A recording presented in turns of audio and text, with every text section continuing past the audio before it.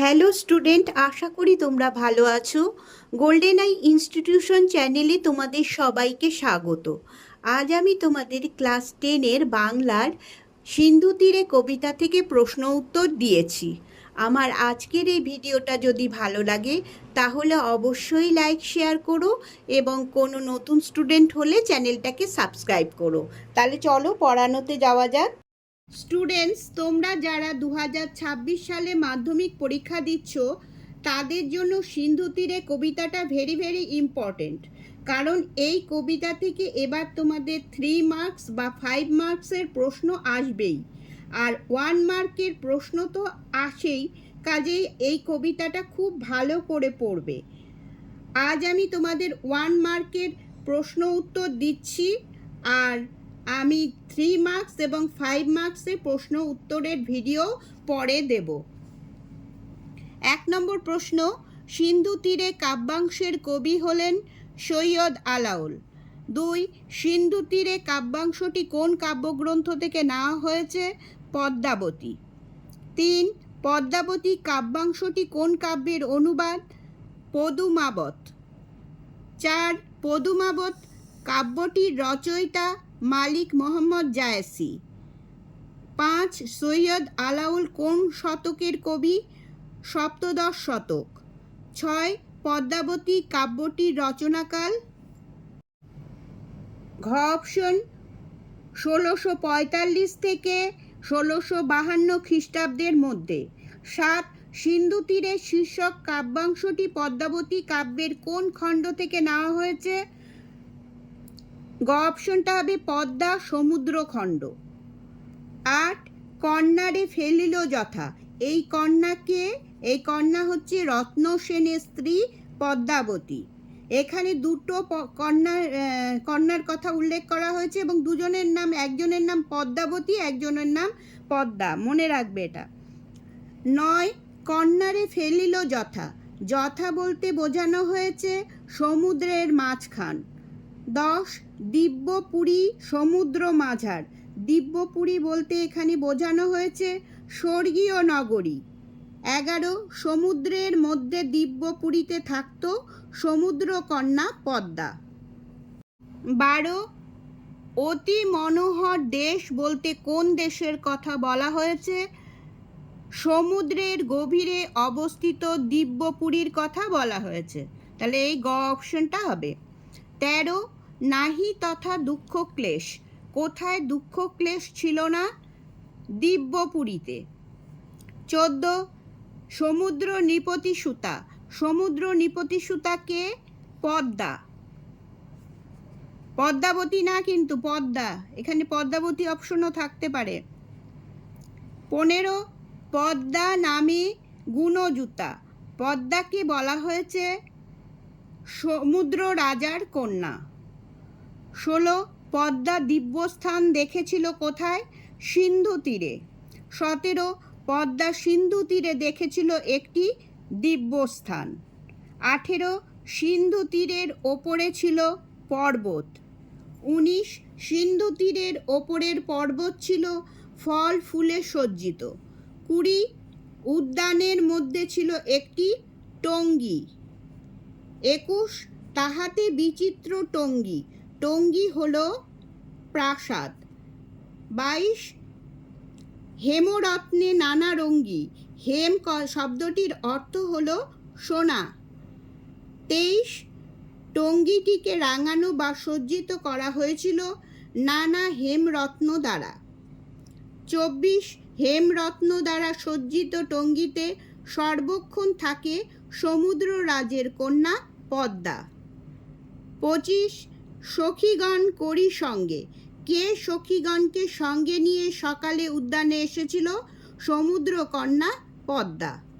26 নম্বর প্রশ্ন, সিন্ধু তীরে রহিছে মাঞ্জস। এখানে মাঞ্জস শব্দটির অর্থ হচ্ছে ভেলা। 27, মাঞ্জস কোথায় রয়েছে? সিন্ধু তীরে। 28, মনেতে শূন্যস্থান বাসি।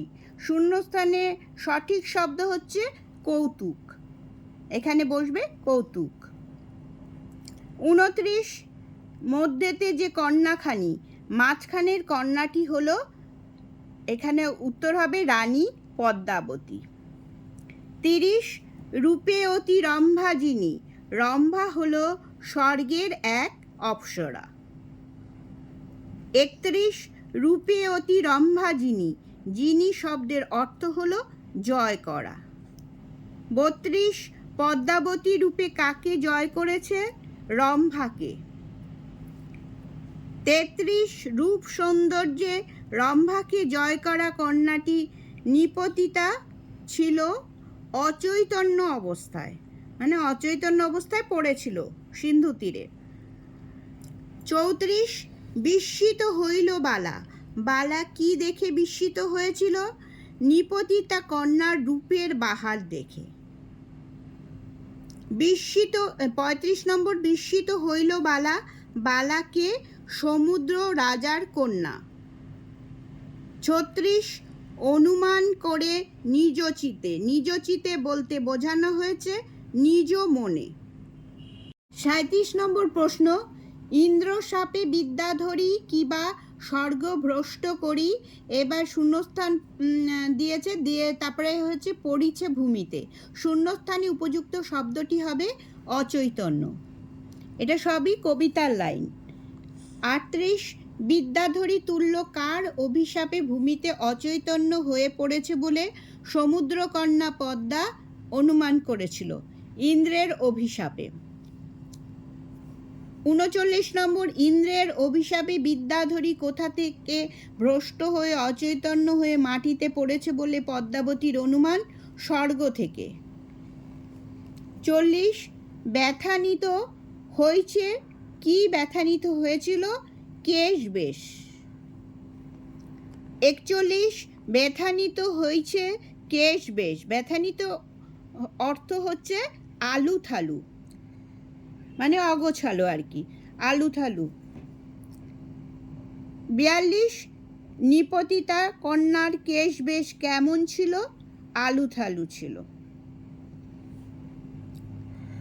43 নম্বর প্রশ্ন, ভাঙিল প্রবল, এটাও শূন্যস্থান, এখানে শূন্যস্থানে বসবে বাও।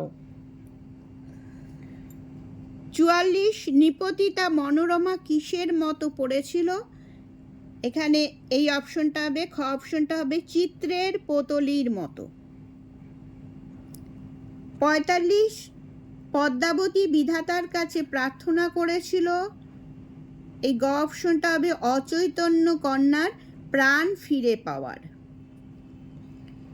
46 অচৈতন্য কন্যার প্রাণ ফিরে পাওয়ার জন্য পদ্মা কৃপা প্রার্থনা করেছিল ঈশ্বরের কাছে। 47 বাহুরক কন্যার জীবন, বাহুরক শব্দের অর্থ হচ্ছে ফিরে আসুক। 48 নম্বর প্রশ্ন, সখী সবে আজ্ঞা দিল, সখীদের আদেশ দেওয়া হয়েছিল পদ্মাবতী সহ তার 4 সখীর শুশ্রূষা করার জন্য। 49 নম্বর, কতজন সখীকে অচৈতন্য অবস্থায় উদ্যানের মধ্যে নিয়ে যাওয়া হলো? 5 জন।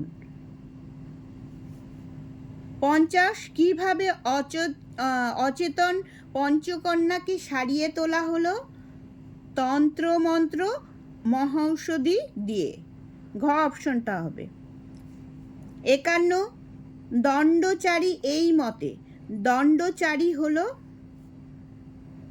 এটা হবে 96 মিনিট, এটা মনে রাখবে, দণ্ডচারী হলো 4 দণ্ড হচ্ছে 96 মিনিট।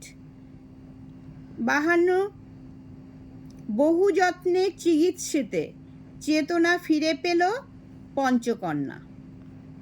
53 শ্রীযুত মাগন গুণী, মাগন ঠাকুর হলেন, এই ক অপশনটা হবে আরাকান রাজসভার মন্ত্রী। স্টুডেন্টস, তাহলে আজ এই পর্যন্তই, তোমরা সবাই ভালো থেকো।